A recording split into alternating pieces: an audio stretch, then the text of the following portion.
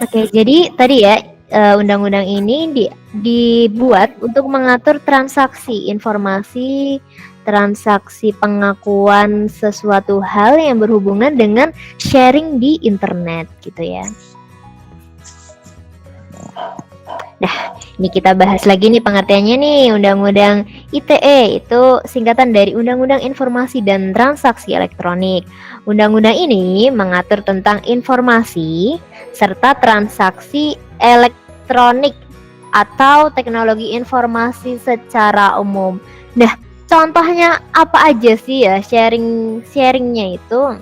Sharingnya ini misalkan kamu mengirimkan foto ke temenmu gitu. Lewat apa? Lewat WA. Apakah itu juga termasuk salah satu sharing tentang transaksi elektronik? Iya.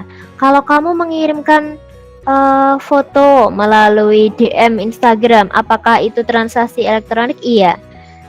Nah, yang bukan transaksi elektronik itu adalah kalau kamu mengirimkan datamu, kamu memberikan datamu itu langsung gitu, kayak misalkan fotomu itu berupa kertas gitu ya, terus kamu kasih ini fotoku. Nah, itu bukan transaksi elektronik. Kalau sekarang kan sudah transaksi elektronik semua. Jarang sekali yang langsung ya. Oke, ini ada temannya yang baru masuk. Selamat datang yang baru masuk. Silakan presensi di bagian chat Google Meet ya. Oke, lanjut ya. Kita lanjut lagi. Oke. Selain foto, ada lagi. Itu ada video, ada file. Nah, file ini ada banyak sekali jenisnya ya. Misalkan kayak guru-guru biasanya mengirimkan materi berupa file PowerPoint atau misalkan berupa PDF. Nah, itu termasuk file ya. Terus kalimat percakapan. Nah, kalimat percakapan ini juga ada undang-undangnya, jadi kayak dibatasin undang-undang juga gitu. Terus selain itu ada informasi apapun, jadi informasi voice, informasi suara gitu ya, kamu ngirimkan VN gitu lewat WA, nah itu termasuk informasi juga. Itu informasi kayak gitu, itu di-share melalui sosial media yang terhubung ke internet. Kalau kita nggak ada jaringan internet kan kita nggak bisa terhubung ya, entah itu ke sosial media, entah itu ke website yang lainnya juga. Ini ada WA, Instagram, Telegram, SMS dulu ya. Ada YouTube, ada Facebook. Nah, oke, sekarang Bu Ima mau tanya nih. Mau tanya ke salah satu nih. Coba Keisha. Halo Keisha. Halo Keisha. Oke Keisha, Keisha nggak respon. Oke, yang lain aja nanti ya. Kira-kira sosial media itu yang kamu tahu apa aja? Coba dijawab salah satu nih. Kira-kira sosial media itu apa aja sih? Coba yang kalian tahu apa aja? Coba sebutin.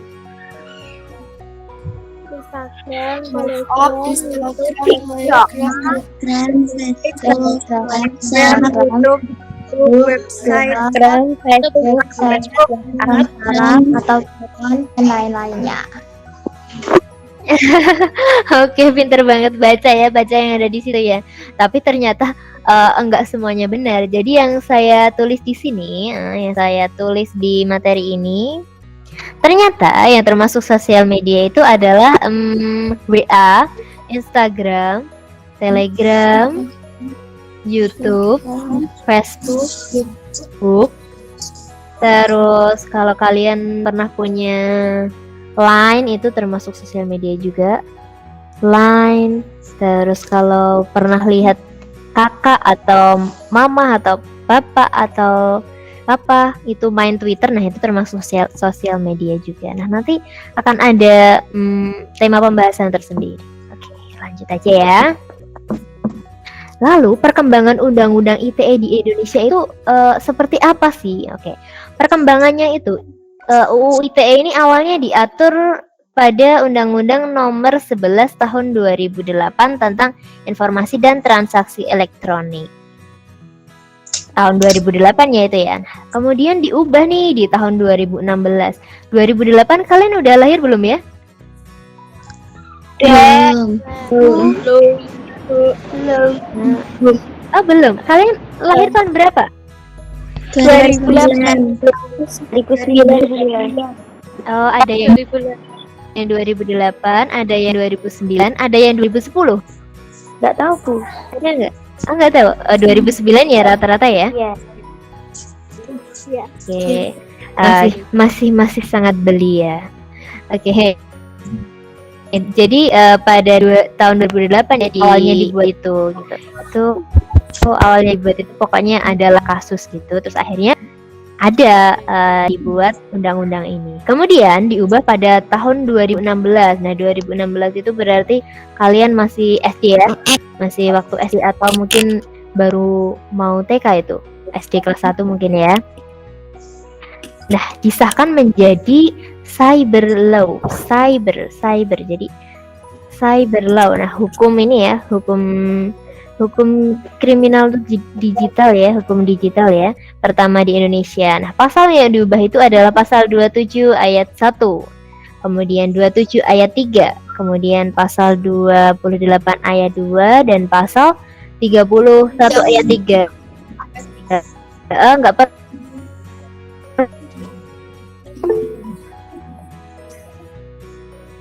perlu dihafalkan ini. Pokoknya kalian tidaknya tahu aja. Hal yang diatur itu yang pertama adalah pengakuan informasi atau dokumen elektronik sebagai alat bukti hukum yang sah. Misalkan kayak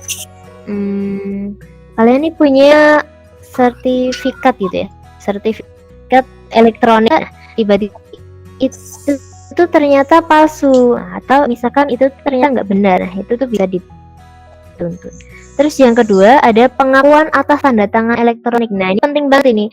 Jadi di masa-masa pandemi ini pasti sering banget kan guru-guru itu mengirimkan surat elektronik gitu yang memberitahukan bahwa oh besok pengambilan seragam misal. Oh besok itu ternyata ada acara pengajian gitu. Terus bawahnya ada tanda tangan kepala sekolah atau tanda tangan wali kelas kalian. Nah, tanda tangan itu kalau kalian screenshot terus kalian crop terus kalian bikin kayak sertifikat gitu, sertifikat misalkan game gitu ya. Dulu pernah ada anak sini juga, jadi mereka bikin turnamen FF. Siapa yang suka main FF?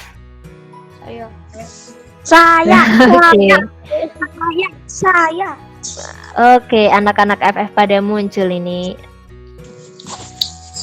Oke, jadi ada yang bikin turnamen FF gitu, terus mengatasnamakan SMP 24 gitu, terus pakai tanda tangannya kepala sekolah. Nah, itu nggak boleh, itu pelanggaran banget. Jadi kalau kalian dituntut, nah itu kalian bisa dipenjara nih. Jadi nggak boleh pakai tanda tangan orang tanpa izin orang tersebut. Tahu ya maksudnya ya? Oke, nah, pokoknya nggak boleh pakai tanda tangan elektronik orang lain digunakan untuk apapun tanpa izin orang tersebut. Kemudian yang nomor 3 nih, penyelenggaraan sertifikat elektronik. Nah, sertifikasi elektronik ini juga diatur oleh hukum. Jadi nggak sembarangan sertifikasi elektronik terus tiba-tiba bisa diterbitkan. Jadi harus punya undang-undang di situ, harus punya kayak landasan kenapa dia bisa mengeluarkan sertifikasi itu. Kemudian yang keempat itu adalah penyelenggaraan sistem elektronik. Yang kelima ini nama domain. Nah, domain. Nah, kemarin itu ada yang kirim-kirim info hoax kayak info subsidi kuota. Domain itu apa sih? Nah, domain itu adalah nama belakang suatu website. Misal Facebook itu nama domainnya itu facebook.com gitu tahu ya. Terus kalau Instagram ya instagram.com gitu. Kalau Twitter ya twitter.com. Nah, kalau SMP 24 itu punya website, itu domain belakangnya itu semarangkota.go.id. Kalau Bu Ima bilang dot, tahu nggak dot itu apa? Titik. Oh, titik. Oke, benar, pinter. Kalau SMP 24 itu punya namanya smp24.semarangkota.go.id. Nah, ingat-ingatlah bahwa yang belakangnya itu .com. Nah, itu mereka pasti komersial itu maksudnya entah perusahaan entah swasta yang mereka benar-benar bayar gitu ya. Tetapi kalau yang info resmi dari pemerintah atau pokoknya kementerian gitu ya, dinas gitu, biasanya itu belakangnya pakai ID. Jadi kalau dari Kementerian Pendidikan itu biasanya pasti kemendikbud.go. Go itu GO itu government, maksudnya adalah pemerintah gitu ya, pemerintah.id. ID itu adalah ID dari Indonesia. Jadi kalau kemarin itu ada yang nge-share subsidi kuota terus dari mycom apa itu tuh nggak resmi itu gitu loh. Jadi kalau domainnya itu aneh itu pasti nggak resmi. Jadi domain-domain yang aneh gitu nggak usah di-share dulu ya. Apalagi domainnya itu blogspot.com. Blogspot itu adalah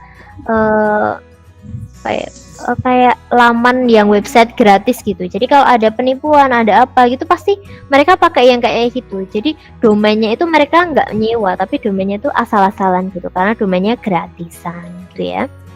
Kayak yang keenam adalah hak kekayaan intelektual dan perlindungan hak pribadinya. Ini adalah haki. Jadi kalau misalkan kalian nanti ya pas besar atau pas SMA gitu, kalian punya penelitian menghasilkan misalkan helm bebas radiasi gitu ya, itu bisa kalian daftarkan ke sistem haki ya. Oke, yang terakhir adalah perbuatan yang dilarang serta ketentuan pidananya. Nah ini yang paling banyak menjerat orang-orang. Misalkan kayak apa? Kayak pencemaran nama baik, terus kamu nge-share video orang lain, terus orang lain nggak terima kalau videonya itu dikonsumsi publik. Nah itu termasuk kayak gitu. Bentar, ada teman yang baru masuk ya, saya masukin dulu.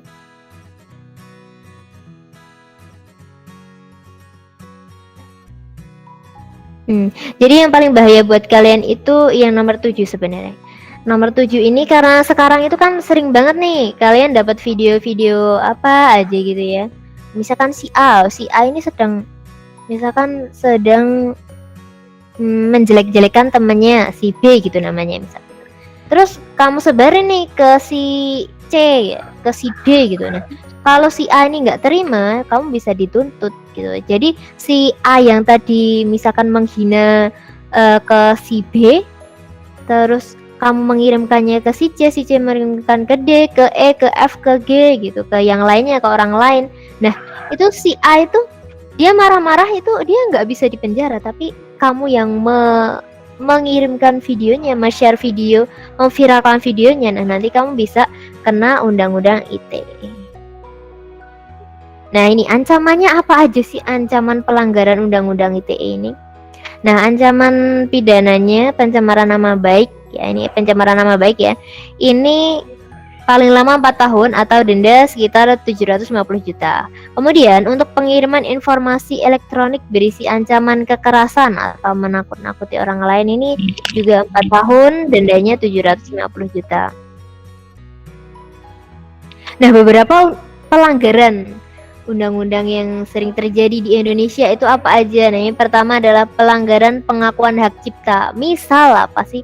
Misal ada sepatu nih, sepatu misalkan merek centang ya, merek Nike misal, itu kira-kira banyak nggak yang orang Indonesia yang membuat palsuannya terus menjualnya jauh lebih murah dari harga pasarannya? Kira-kira banyak nggak? Banyak kan? Right. Gitu. Nah itu nggak boleh itu sebenarnya seperti itu. Itu termasuk melanggar hak cipta. Hak cipta siapa? Hak cipta yang punya merek Nike itu.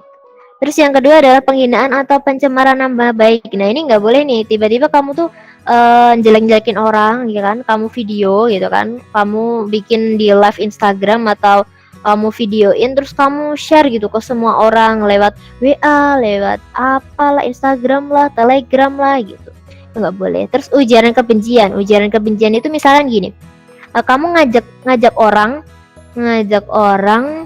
biar benci sama seseorang, misalkan yang pernah terjadi gitu ya. Jadi ada public figure itu tuh berorasi tahu ya, berorasi itu berpidato bilang bahwa pokoknya saya nggak suka sama presiden misal gitu ya. Terus kayak kesannya tuh kayak mengajak orang lain untuk membenci tokoh gitu. Nah itu bisa jadi pelanggaran gitu. Bisa jadi orang tadi yang dihina itu enggak melaporkan, tapi orang lain LSM gitu melaporkannya, itu juga bisa. Terus muatan perjudian. Nah, ini biasanya muncul banyak di website-website yang gratisan gitu ya. Jadi website nonton film yang gratisan gitu biasanya banyak. Nah, itu sebenarnya pelanggaran juga. Terus nah ini yang sering terjadi nih, penyebaran berita bohong atau hoax. Nah, ini sering terjadi nih sama kalian-kalian nih. Jadi kalau dapat berita dari WA, itu dicek dulu, ditanyakan dulu, dicek di internet dulu kira-kira bener apa enggak ya. Oh, apalagi yang biasanya sering itu biasanya berita dapat hadiah, selamat kamu dapat hadiah apa gitu, terus di kuota atau dapat mobil atau dapat apa. Nah itu tuh jangan di share ke orang lain dulu, biasanya kayak gitu tuh memang penipuan gitu ya. Terus hacking, jadi hacking ini ada yang tahu hacking itu apa? Meretas atau mengambil Mengambil apa? mengambil data orang. Akun orang lain, akun ataupun Oke. Meretas ya, nggak hanya akun ya. Kalau akun itu sebenarnya kalau misalkan meretas hacker itu meretas akun, itu yang dirugikan kan hanya yang punya akun. Nah, itu nggak terlalu hal yang besar. Tapi kalau hacker yang meretas sistem. Nah, sistem itu sistem yang sangat krusial itu apa? Sistem keamanan suatu negara misal, atau sistem keuangan bank. Nah, kalau sistem keuangan bank diretas sama hacker gitu ya. Nah, itu kan bisa memporak-porandakan nasabah-nasabahnya. Jadi awalnya yang uangnya misalkan 100 juta, terus karena di hacker uangnya jadi 1 juta. Nah, itu kan yang dirugikan gak hanya dia, tapi kan banyak nasabahnya. Nah, kayak gitu. Nah, hacker yang jahat, yang suka meretas sistem itu namanya bukan hacker tapi namanya cracker. CRACKER. Hacker itu ada yang baik, jadi hacker itu ada yang meretas suatu sistem website atau sistem komunikasi gitu, terus dia bilang sama yang punya sistem ini loh, sistemmu ini keamanannya di sini tuh jelek, jadi harus diperbaiki. Nah, contoh kasus pelanggaran Undang-Undang ITE yang terjadi di Indonesia ini sebenarnya banyak ya. Ini materi tahun lalu, jadi saya up lagi ya. bohong. Tahu nggak yang kasus prank tapi bohong yang tahun lalu ya ini ya? Tahu nggak? Tapi bohong. Yang tapi bohong gitu ya. Jadi ceritanya si Ferdian Paleka tuh mau ngasih bantuan sosial apa gitu ke orang lain, tapi ternyata yang di dalamnya itu bukan hal yang bisa disumbangkan, tapi dia pakai sampah. Nah itu terus dia bilang tapi bohong gitu, terus viral di media ya tahun lalu ya. Oke, yang kedua kasus Ahmad Dhani nih, ujaran kebencian dan kata-kata tidak sopan, tidak baik. Terus ada lagi kasus Rita Mulyasari dengan ketidakpuasan instansi rumah sakit melalui email. Jadi kalian tuh nggak boleh menghina suatu instansi atau orang lain gitu, terus pokoknya diviralkan gitu melalui media, entah Facebook, entah Twitter, entah Instagram. Yang lagi sering ini kan Instagram ya, lagi booming ya, entah TikTok gitu. Nggak boleh. Nanti kalau ada orang lain yang tahu terus viral, yang baru pertama kali akan bisa dituntut. Oke, yang keempat ini kasus Buniani yang menyebarkan video mantan Gubernur Jakarta, video Ahok tentang penistaan agama. Oke, next. Nah ini hal-hal yang harus kalian lakukan agar terhindar dari Undang-Undang ITE. Yang pertama adalah bijak dalam menggunakan media sosial. Terus gunakan bahasa yang sopan dan tidak menghina atau menghujat orang lain. Apalagi body shaming ya, yang pokoknya tuh orang-orang tuh sekarang lihatnya wah kalau nggak cantik, kalau nggak kece gitu, wah dia tuh gimana gitu, nggak boleh. Ya kamu misalkan nggak suka sama orang tuh diiniin aja, dipendem sendiri aja gitu. Pokoknya jangan direkam terus dibikin story di media sosial, no jangan. Terus hindari mengirimkan informasi hoax yang belum diketahui kebenarannya. Nah ini penting banget. Jadi kalau ada informasi yang nggak benar, nah itu jangan tiba-tiba dikirimkan ke orang lain gitu ya. Terus yang keempat, tidak meretas atau hacking akun atau portal website orang lain dengan maksud negatif. Kalau maksudnya positif nggak apa-apa, misalkan menghack portal website, oh ternyata ini masih ada kelemahan di sistemnya gitu, itu nggak apa-apa ngasih tahu. Tapi kalau misalkan meretas hacking akun gitu terus buat mencelakakan orang lain atau buat komunikasi negatif, nah itu nggak boleh. Terus jangan menggunakan tanda tangan orang lain tanpa izin, nah tadi ya. Terus yang terakhir, tidak mengakui hak hasil karya orang lain sebagai hak hasil karya sendiri. Kenapa sih nggak boleh komen di negatif di sosmed? Nah, satu, menyakiti perasaan orang lain. Kita itu pada dasarnya sama ya, semua manusia. Jadi kita itu nggak tahu dong perasaan orang lain itu seperti apa kalau kita ngomong yang negatif. Mungkin si temanmu yang A sama temanmu yang B itu bisa jadi kesannya berbeda saat kamu bilang, si dia itu badannya misalkan kurang langsing gitu. Ada yang dia penerimaannya, iya emang aku kurang langsing nggak apa-apa gitu, yang penting sehat. Ada yang satunya tuh, kok dia bilang kayak gitu, terus hatinya sakit atau dia merasa tertekan karena omongan kamu, itu bisa. Jadi jaga perasaan orang lain dengan cara, kalau kamu pengen ngomong negatif, nggak usah diomongin aja, dipendem aja omongan negatif itu. Terus kalau kamu pengen ngomongin dia, ya di kamar aja, nggak usah direkam, nggak usah diapa-apain, ngomong sendiri aja. Pokoknya jaga perasaan orang lain lah. Terus yang kedua, kamu bisa dilaporkan dan terjerat hukuman pelanggaran undang-undang ITE kalau kamu melakukan pelanggaran-pelanggaran gitu. Terus yang ketiga, membuat mental korban head comment itu menjadi down. Jadi kalau orang itu mentalnya udah down, kita nggak akan tahu keputusan apa yang akan dia ambil. Galih meresahkan. Galih tolong di mute ya. Terus membuat kecemasan, kegelisahan, dan menurunkan rasa percaya diri orang lain atau korban head comment tadi. Nah ini ya contoh komentar negatif yang tidak boleh ditiru. Nah ini komentar negatif tentang body shaming ini. Jadi bilangnya gitu, itu hidungnya jelek banget, melar banget, jempol kakinya juga bisa masuk. Waduh, operasi aja gitu. Katanya artis, masa duit buat perbaiki hidung nggak ada.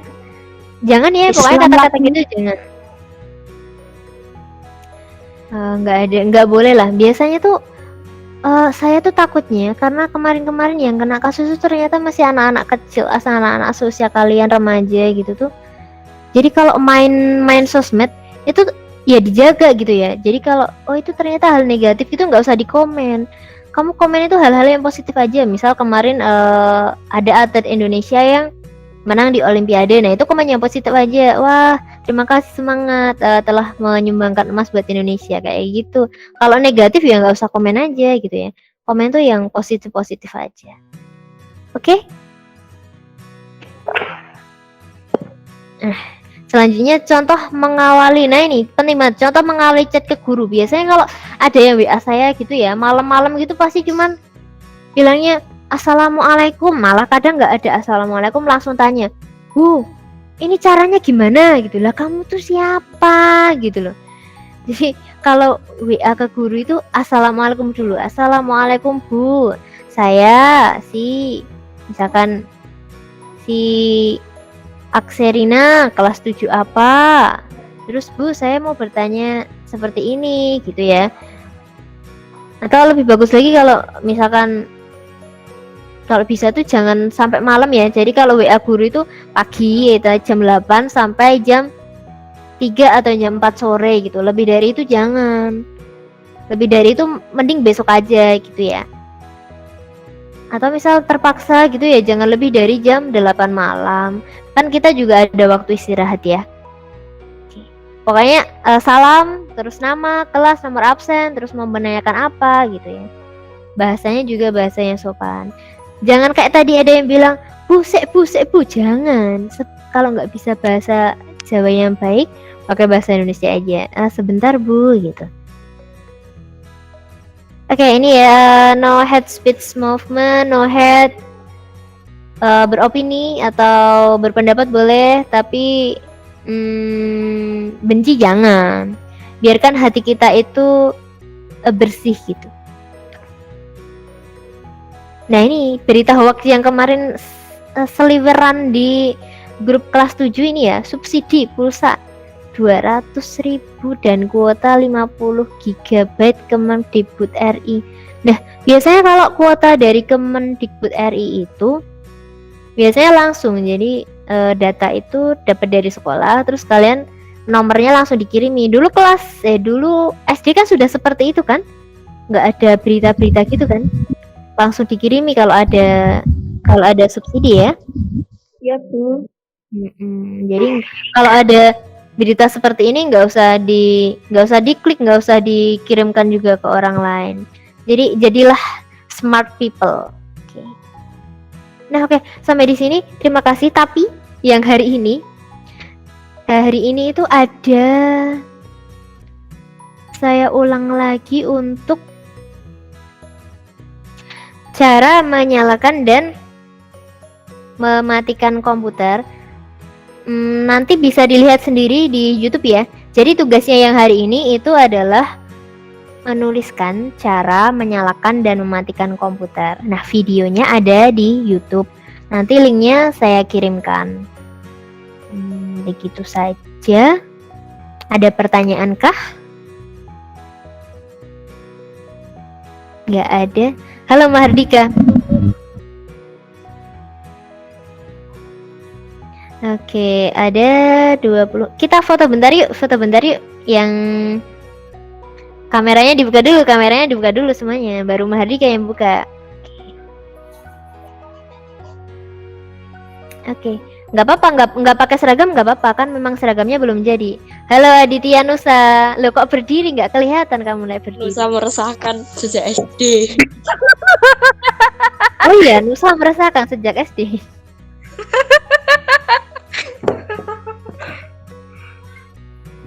Halo Nusa.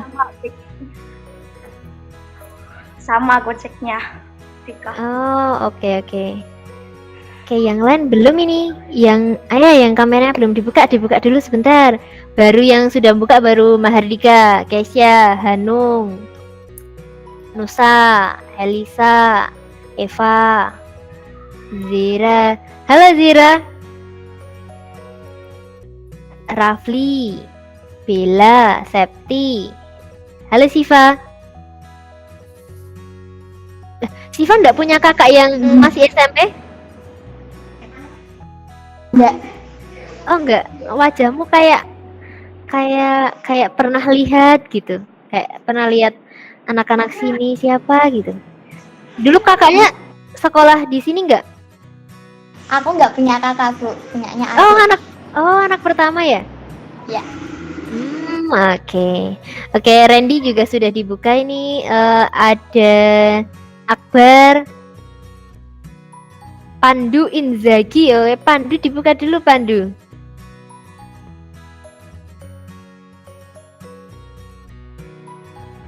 Zira tadi dibuka, sekarang ditutup, dibuka dulu Zira. Oke. Sekarang foto ya. Oke, dihitung dari 4 ya. 4, 3, 2, 1. Oke, nanti saya kirimkan ke grup BTIK. Oke, terima kasih hari ini. Nanti